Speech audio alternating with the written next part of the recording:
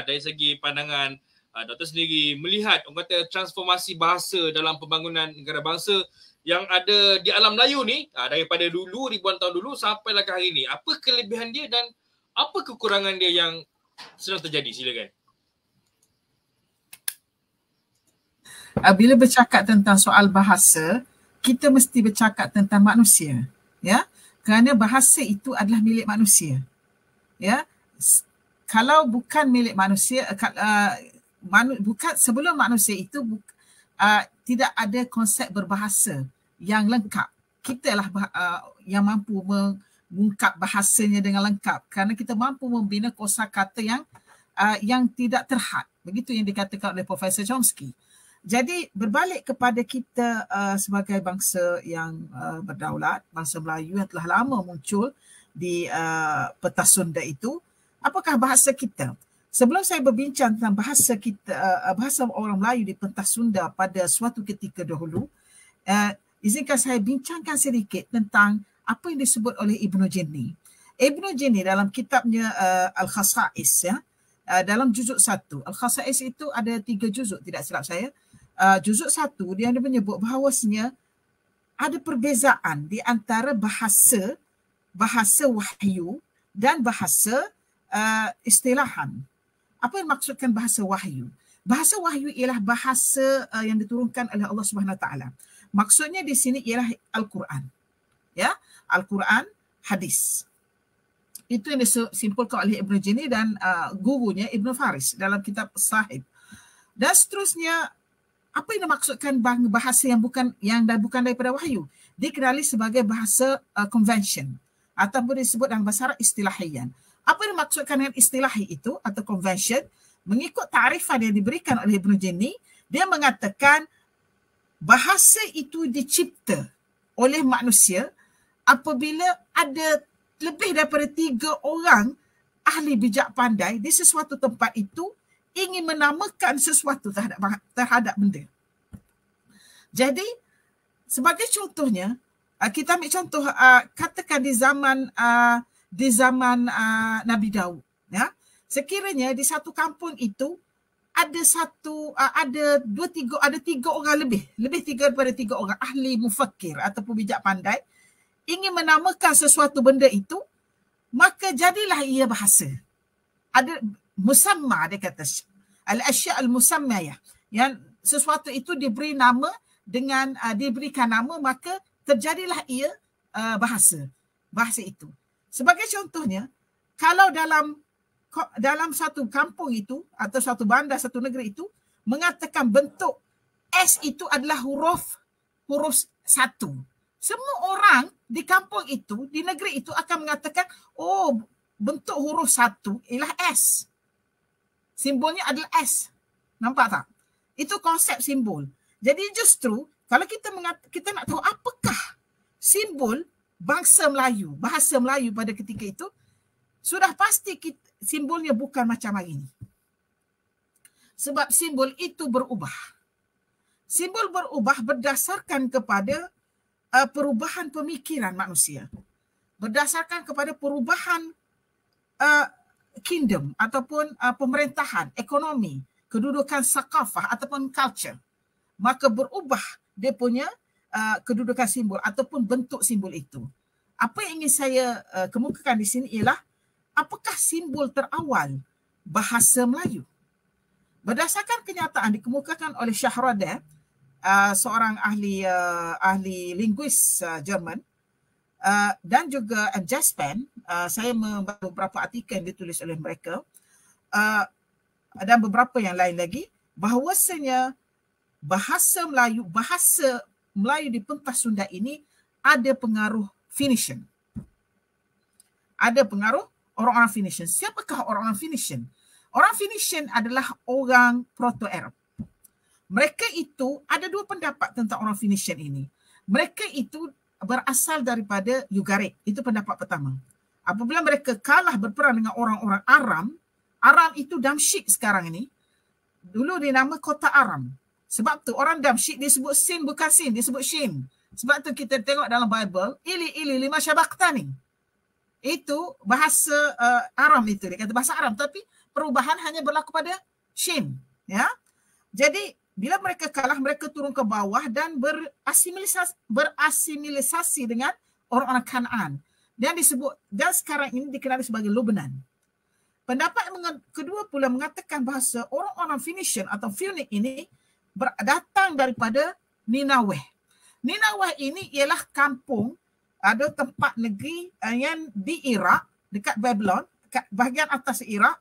Dia adalah kampung asal Nabi Yunus bin Matta.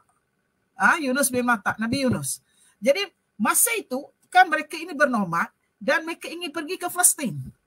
Palestin pada ketika itu semua orang nak tuju pada dia, macam Mekah sekarang. Jadi di mana tempat transit dia? Transit dia ialah di Petra, Nabatin. Apa yang saya ingin bincangkan ialah mereka ini seafarers. Mereka adalah pelaut yang handal. Ya. Dan bila mereka di situ, mereka telah peperangan dengan pihak Egyptian, Kingdom of Egypt sekitar 1520 BC, dan mereka itu telah berlayar di seluruh lautan-lautan besar. Dan Phoenician ini pernah sampai ke Brazil. Kita jumpa batu bersurat Prahbar. Ditulis dalam bahasa Phoenician. Ya, disebut situ San bin Nuh. Kami ini adalah anak San bin Nuh. Kami terdampar di sini sebabkan ribut yang kuat. Kami datang daripada King of City, City of King. Dia kata bandar raja. Masa itu kan Raja Sulaiman lah. Raja Sulaiman dan Nabi Daud semua. Jadi adakah mereka telah sampai di kawasan peta Sunda ini? Sudah sampai. Kerana mereka telah membawa tulisan mereka. Dan kita maklum bahawasanya tulisan orang-orang Phoenician ini, orang-orang Phoenician lah yang telah mencipta tulisan Latin. Orang pertama mencipta tulisan Latin, tulisan yang Romanized tu adalah orang-orang Phoenician. Hakikatnya sebenarnya tulisan itu adalah tulisan Arab. Ya, sebenarnya dia, kalau kita kata ada Arab, tulisan Aramaic, tulisan Kanaan, tulisan Kiftiyu, tulisan Akkadi dalam bentuk Mismariyah, dalam bentuk paku itu, kod cuneiform itu adalah tulisan yang dicipta oleh Arab Proto, waktu Arab. Jadi, tetapi kita kena maklum mereka itu ada kabilah, ada berbagai-bagai kabilah. Jadi Phoenician ini merupakan orang yang pertama mencipta warna ungu yang diambil daripada kulit murat, yang siput kulit murat yang banyak terdapat di sekitar Teluk Aegon pada ketika itu. Yang siapa yang mengutipnya, mereka pelihara anjing-anjing. Kalau pergi sekarang di Teluk Aegon itu ada lagi kubu-kubu anjing tu. Itu mereka abadikan di situ. Dan mereka juga orang pertama mencipta tulisan Latin itu, tulisan yang Romanized. Bukan orang Greek, bukan orang Roman, bukan orang Amerika atau orang Eropah. Dicipta oleh orang-orang Phoenician. Apakah tulisan mereka itu? Mereka menulis sebab tu Greek. Tulisan mereka tu macam alif, bet, tat, tapi dalam tulisan Latin. K bermakna alif. Orang-orang Greek mengambil maklumat ini dan meletak dalam tulisan mereka. Sebagai contohnya, orang Greek kata alpha. Alpha means alif. Beta, ba. Theta, ta. Dan seterusnya. Semua itu ambil daripada Proto-Arab dia punya sound. Kemudian kita pergi balik kepada bagaimana pula dengan di Nusantara. Di peta Sunda ini, mereka telah datang dan bertulisan Cina sebenarnya. Ya, ada artikel, saya baca artikel baru, artikel Cina dalam bahasa Inggeris, tetapi tulis on Chinese, ada influence by Phoenician. Orang Phoenician telah sampai ke Cina, ada kesan tulisan Cina itu hasil daripada tulisan Phoenician. Ya, kalau Cina dah mengambil tulisan Phoenician, apatah lagi Jepun. Memang ada batu bersurat. Saya akan letak simbol-simbol batu bersurat itu dalam saya punya ceramah perdana dekat Istak nanti. Ya, jadi penemuan-penemuan begini telah membuktikan kepada kita hubungan tingkat awal dunia alam Melayu ini adalah dengan Mesopotamia, dengan dunia Arab. Dan bersesuaian dengan kenyataan yang data-data kita jumpai bahawasanya hubungan dengan Keturah itu. Dan saya masih ingat apabila saya baca beberapa tafsir, 2 orang, dia kan ada 6 orang anak, 2 orang anak daripada Nabi Ibrahim dengan keturah itu bernama Medan dan Midian. Apabila mereka mendapat arahan daripada Nabi Ibrahim AS untuk supaya datang ke timur jauh ini, maka mereka berkata ke ayah mereka, dia kata, ayahanda, kenapa kami kena pergi ke sana? Di mana bahasanya berbeza dengan bahasa kita. Itu Medan dan Midian jawab. Maknanya sebelum anak-anak keturah itu datang sekitar 2000 BC, ya, yang membawa syariat Nabi Ibrahim, sudah ada orang menetap di alam Melayu ini. Sudah ada. Ya, disebabkan itu kita perhatikan Qaturah itu nama yang sebenarnya Anmuta ataupun namanya Imtali. Imtali bin Yakfur, mengikut catatan ditulis dalam Tabari dan Kisah Jawa Ali. Dan Tarikh al-Mufassal Arab Qabla al-Islam. Saya baca benda tu. Dan maksudnya sudah ada bahasa. Tetapi dengan adanya syariat Nabi Ibrahim, dia memperelokkan lagi sakafah ataupun pahaman manusia alam Melayu itu tentang ketuhanan. Ya. Saya ingin tambah sikit daripada Prof. Sufian, ya, tentang agama kepercayaan. Saya melihat apabila Prof. Datuk Mokhtar menjumpai altar yang ada di sekitar Sungai Batu itu, altar itu bertepatan dengan puncak Gunung Jerai itu. Cik Mazlan ada tanya saya, ni apa ni Prof, ni agama apa semua. Saya mengatakan itu agama yang menyembah alam semula jadi. Pada waktu itu, sekitar 700 BC itu, belum lagi ada agama Hindu. Agama Hindu ini sudah lewat. Sebab kita faham bahawasanya bahasa Sanskrit hanya muncul sekitar 500 BC. 500 BC apabila kemunculan Buddha sekitar 502 BC. Dan maksudnya di sini sebelum zaman Buddha yang lahir di tepi Sungai Ganges itu dan bahasa Sanskrit itu muncul, sudah ada bahasa lain. Sebab itulah kita dapati the Dravidian ataupun kitab Weda pada peringkat awal bukan ditulis dalam bahasa Sanskrit. Kitab Weda pada peringkat awal ditulis dalam bahasa Mitanni. Orientalis menamakan bahasa kitab Weda peringkat pertama Mitanni. Hakikatnya bahasa Mitanni itu adalah dalam tulisan Mismariyah, dalam bentuk quote.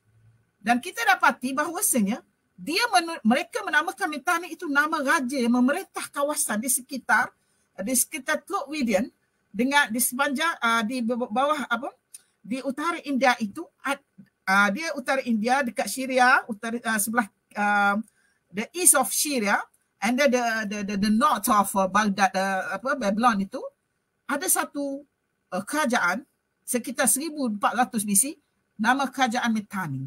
Jadi di situlah bermulanya kitab Weda itu. Apakah kitab Weda itu sebelum itu? Kitab Weda itu adalah Amsal yang diambil daripada Suhuf Ibrahim. Yang diambil daripada Suhuf Ibrahim alaihissalam, kemudian ditafsirkan. Suhuf Ibrahim ini hanya tak banyak. Amsal itu tak banyak, dalam 10 saja. Itu mengikut hadis Rasulullah SAW. Tetapi kenapa dalam kitab Weda dia tafsir? Pentafsiran itu ditulis dalam kitab, dalam tulisan Mitanni ataupun dalam tulisan kod Mismariyah itu tadi. Kalau Prof. Mokhtar kata itu baji, tulisan baji, dia kata. Kemudian saya sekarang menunggu sebenarnya apa lagi penjumpaan yang baru di alam Melayu ni oleh Prof. Mokhtar. Kalau ada tulisan tu memang cantik sangatlah. Kita punya data akademik kita memang strong lah, ya. Ada 47 lagi kawasan yang belum diterokok oleh Prof. Mokhtar. Saya harap ada penjumpaan tentang inscription lah. Kemudian bila berlaku perubahan kepada agama kitab Weda itu. Kitab Weda pada peringkat awal itu agama tauhid. Tetapi disebabkan masa, disebabkan ramai yang pegang yang kan dia ada unsur-unsur madiyah, unsur-unsur materialistik nak jadi ketua dan itu, maka berpecah. Justru itu kitab Weda itu kita jumpa ada Yeshur Weda. Yehur Weda itu adalah pergi kepada sembahula. Dia dah bagi banyak. Ada yang yadar knowledge, yadar sembahula, yadar itu, yang yadar ni. Jadi dah pecah banyak lah. Sebab tu kita dapati ada Jainism. Agama Jainism itu muncul sekitar 1000 BC itu. Jadi mereka itu menyembah, mereka itu paganism.